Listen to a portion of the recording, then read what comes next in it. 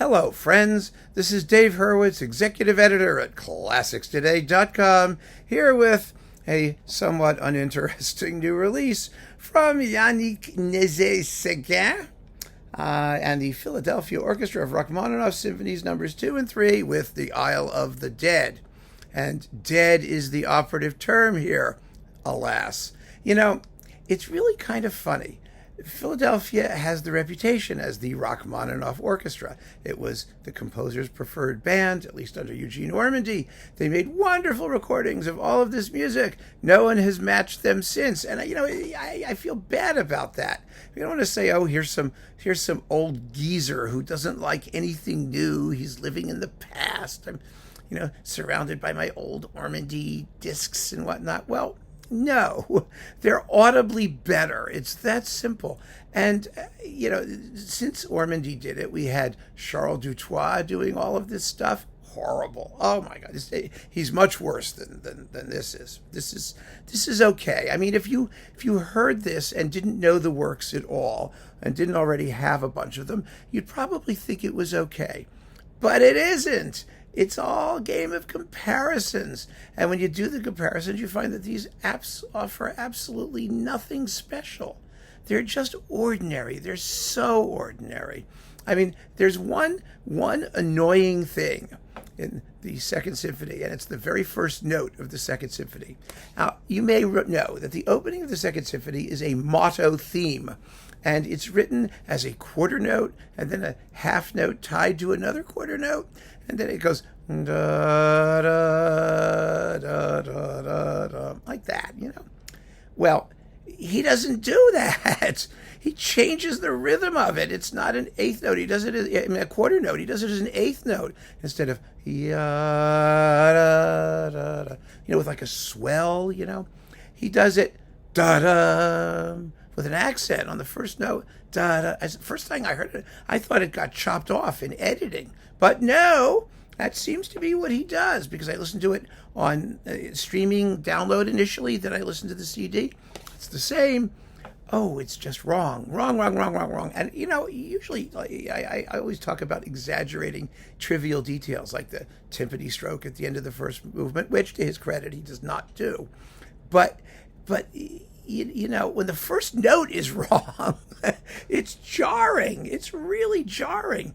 So anyway, after that, the thing just moves along with no particular excitement or passion or intensity at all. I mean, if you listen to Ormandy, or if you listen to half a dozen other versions, and I listen to Ashkenazi, and I listen to Slatkin, both of them, and I listen to Temirkanov, who's like amazing, his first one. Actually, his second one's really good too. And I listen to Maris Janssen's, and with St. Petersburg.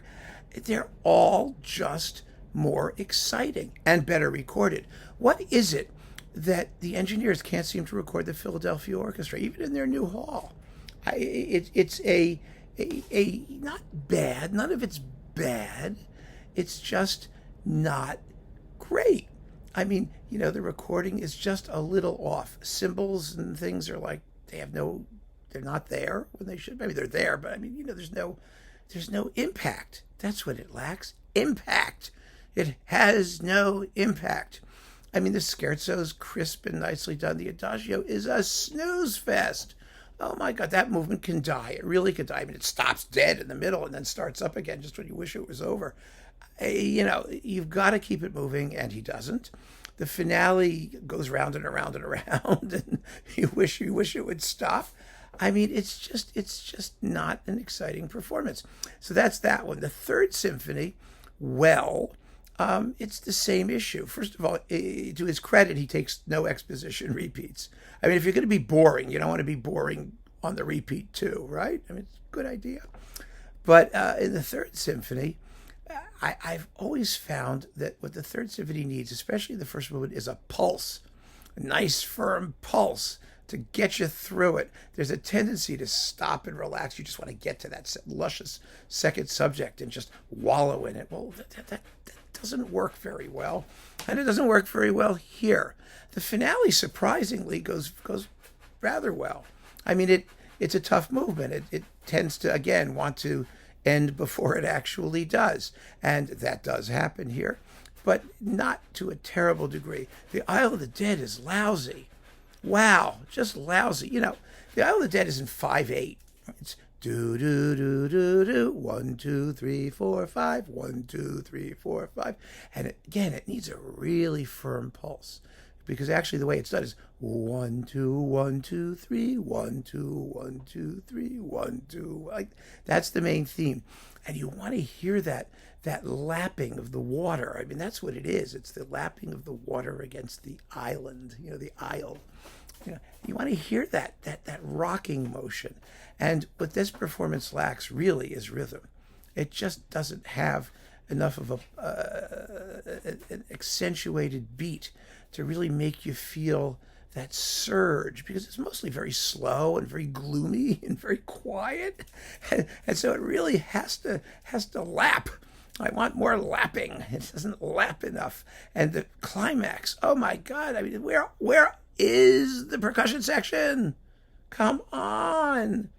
You know, I mean, it's this big, huge, explosive cha cha cha cha cha. You know, it's based on the Dies Irae and all that. You know, it's like it goes for absolutely nothing.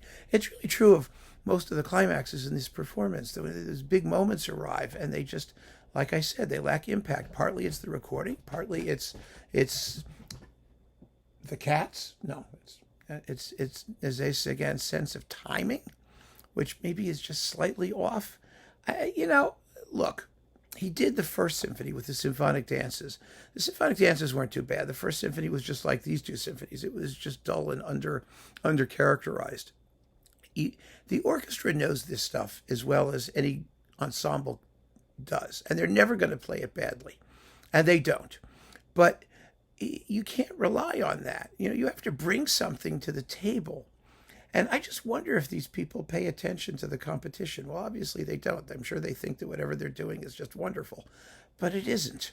And so, yeah, I mean, I was quite disappointed with this, and because it just should have been so much better. When you give a conductor the Philadelphia Orchestra to do Rachmaninoff, I mean, if they're not just gonna hit it out of the park, don't waste our time and money. I mean, you know, we deserve better, and they know that. Nézet-Séguin here should know that. And if he can't deliver it, just don't. Don't even try. I mean, this is maybe Rachmaninoff's just not his guy. I mean, he's a very fine conductor. He's done beautiful things. But, this is something cynical about saying, oh, we have Philly, let's do Rachmaninoff again.